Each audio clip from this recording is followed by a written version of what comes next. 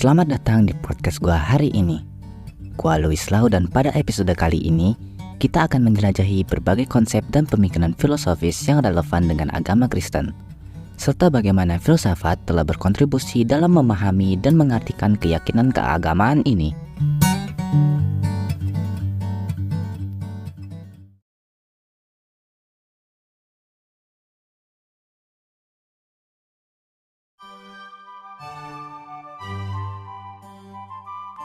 Pertama, mari kita definisikan apa itu filsafat Kristen.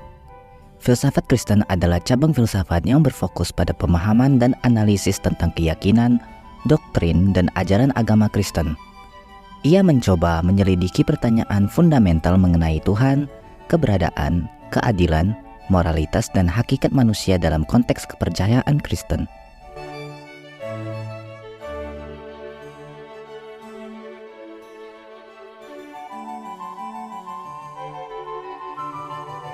Para tokoh filsafat Kristen yang paling berpengaruh adalah Santo Agustinus dari Hippo, seorang bapak gereja yang memiliki pengaruh besar dalam mengembangkan pemikiran filosofis Kristen. Dia menekankan pentingnya iman dan rasionalitas, serta membahas konsep kehendak bebas dan dosa asal. Sumbangan pemikiran dari Santo Thomas Aquinas, seorang teolog dan filsuf abad pertengahan yang memadukan ajaran Aristoteles dengan teologi Kristen. Karya monumentalnya Summa Theologica telah menjadi landasan pemikiran filsafat Kristen hingga saat ini.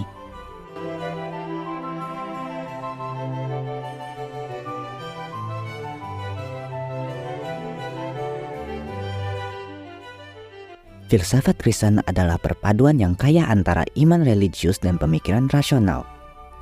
Ini mengajarkan kita bahwa akal pikiran dan iman dapat berjalan bersama, saling melengkapi satu sama lain. Pemikiran filosofis dalam tradisi Kristen telah memainkan peran penting dalam mengurai makna iman, moralitas, dan hubungan manusia dengan Tuhan.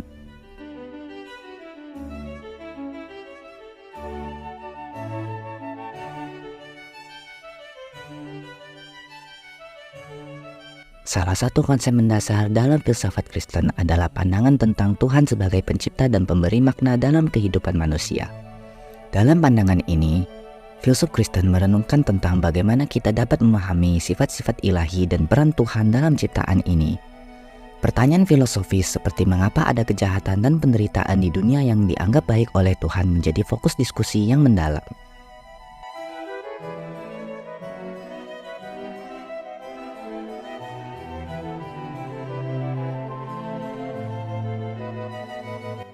Dalam perjalanan sejarah, filsafat Kristen juga telah beradaptasi dengan tantangan-tantangan zaman modern. Bagaimana filsafat Kristen menanggapi perkembangan ilmu pengetahuan, teknologi, dan perubahan sosial adalah isu yang tidak bisa diabaikan. Tradisi ini tetap relevan dalam memberikan wawasan moral dan etika yang dapat membimbing individu dalam menghadapi kompleksitas dunia kontemporer.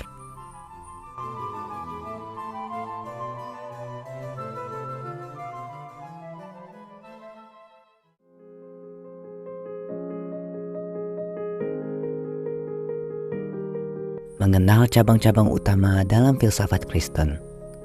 Setelah kita membahas sejarah dan perkembangan filsafat Kristen, gua akan mengajak kalian untuk menjelajahi beberapa cabang-cabang utama ilmu dalam filsafat Kristen.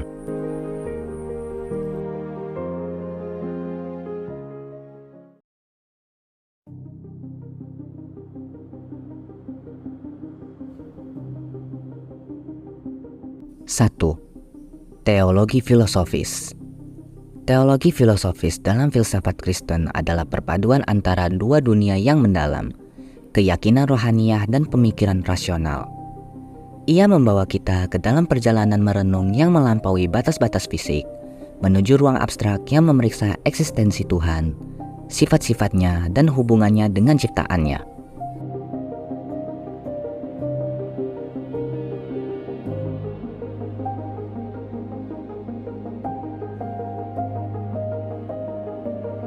Melalui lensa teologi filosofis, kita menjelajahi pertanyaan paling mendasar yang melibatkan Tuhan. Apakah ada bukti yang dapat diajukan untuk keberadaannya? Bagaimana sifat-sifatnya dipahami dan apakah kita bisa memahaminya dengan akal manusia? Pertanyaan-pertanyaan ini melibatkan pemikiran filosofis mendalam, seperti ontologi dan epistemologi.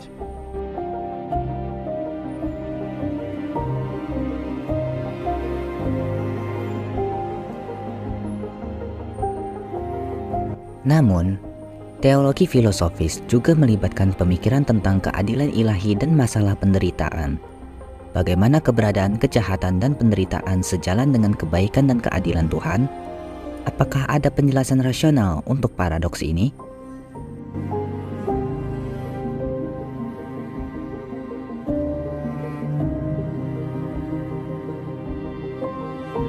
Di tengah kerumitan ini, teologi filosofis mencoba memadukan keyakinan dan rasionalitas. Ia tidak hanya mengandalkan iman semata, tetapi juga mendorong kita untuk mempertimbangkan alasan dan argumen.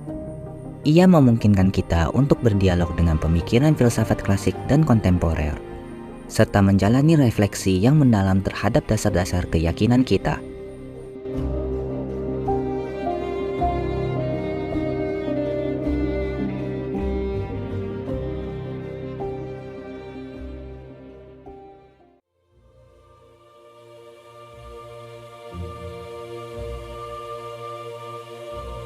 Dua, apologetika. Apologetika seakan menjadi tameng intelektual dalam pertempuran pemikiran yang melibatkan iman dan rasionalitas. Dalam dunia filsafat Kristen, apologetika adalah upaya berani dan cerdas untuk membela keyakinan iman dan argumen-argumen yang kuat, bukti-bukti yang kredibel, dan logika yang tajam.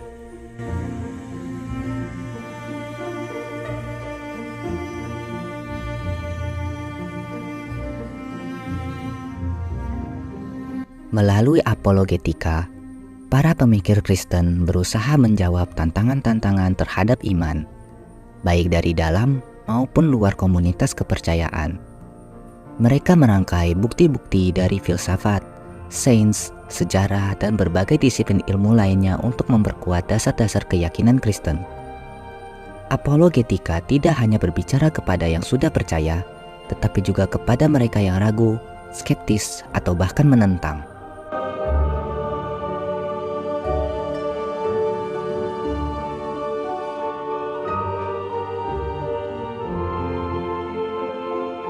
Dalam upayanya untuk mengatasi keraguan dan rintangan intelektual, apologetika mengangkat berbagai pertanyaan fundamental.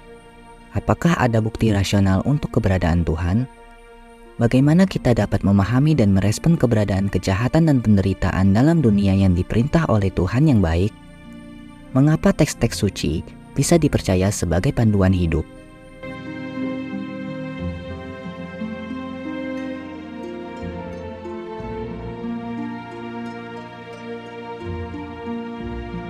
Namun, apologetika juga memiliki batasannya. Meskipun ia dapat memberikan argumen-argumen yang kuat, ia tidak selalu bisa menjawab setiap pertanyaan atau keraguan secara memuaskan. Ada hal-hal yang melebihi batas kapasitas akal manusia. Oleh karena itu, apologetika juga mengajarkan tentang rendah hati dan keterbatasan manusia dalam memahami misteri-misteri ilahi.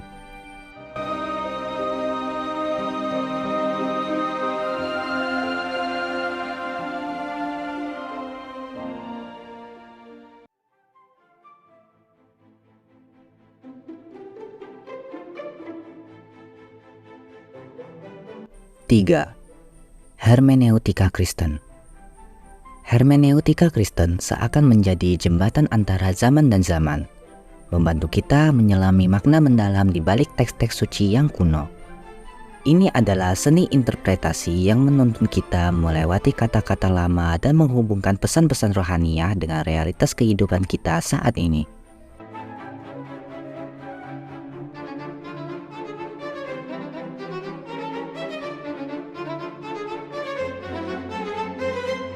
Dalam hingar-bingar beragam interpretasi, hermeneutika Kristen memberikan bingkai yang kokoh untuk memahami teks-teks suci seperti Alkitab.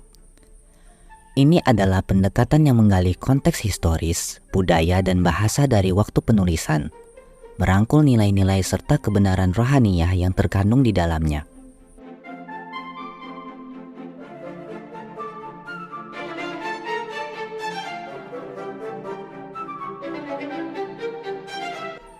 Namun, hermeneutika Kristen bukan sekedar menjelaskan apa yang telah ditulis. Ia juga melibatkan refleksi tentang bagaimana pesan-pesan tersebut relevan bagi kita hari ini. Ini adalah perjalanan meresapi nilai-nilai etika, moralitas, dan spirit dalam teks-teks suci, dan menerapkannya dalam konteks kehidupan masa kini.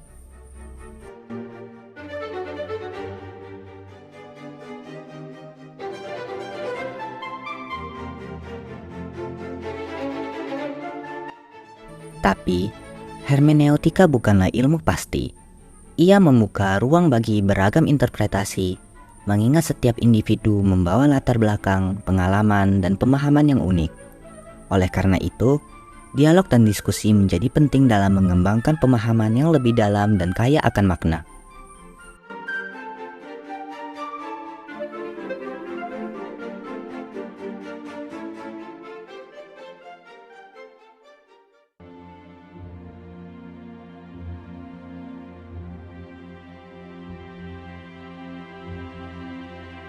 Empat, eklesiologi filosofis.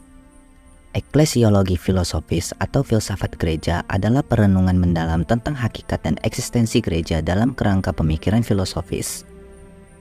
Ini adalah usaha untuk memahami struktur, fungsi, otoritas dan peran gereja dalam dunia rohania dan dunia manusia. Melalui lensa ini, kita tidak hanya melihat gereja sebagai institusi agama, tapi juga sebagai entitas spiritual dan sosial yang memiliki dampak mendalam di kehidupan manusia.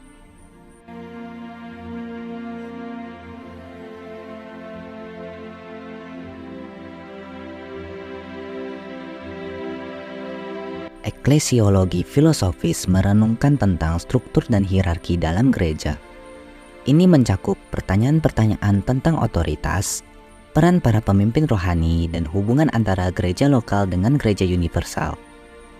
Konsep otoritas gereja dan bagaimana ia bersinggungan dengan otoritas ilahi menjadi fokus perdebatan yang mendalam.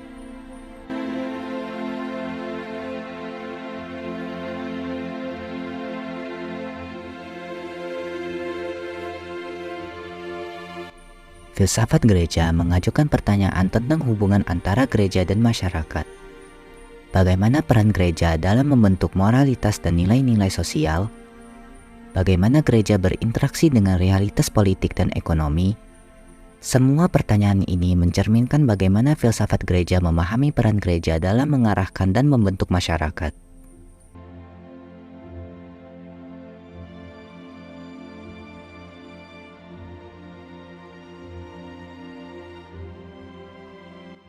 Selain itu, filsafat gereja menyoroti peran sakramen dan ibadah dalam kehidupan gereja. Bagaimana sakramen-sakramen seperti pembaptisan dan perjamuan kudus mempengaruhi pengalaman spiritual individu dan komunitas? Bagaimana ibadah membentuk hubungan antara manusia dan Tuhan?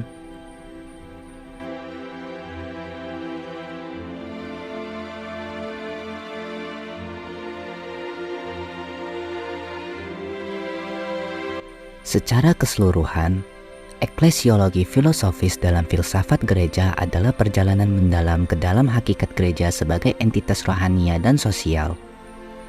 Ini melibatkan analisis filosofis yang mendalam untuk memahami peran gereja dalam membimbing, membentuk, dan menginspirasi kehidupan manusia dalam aspek spiritual dan duniawi.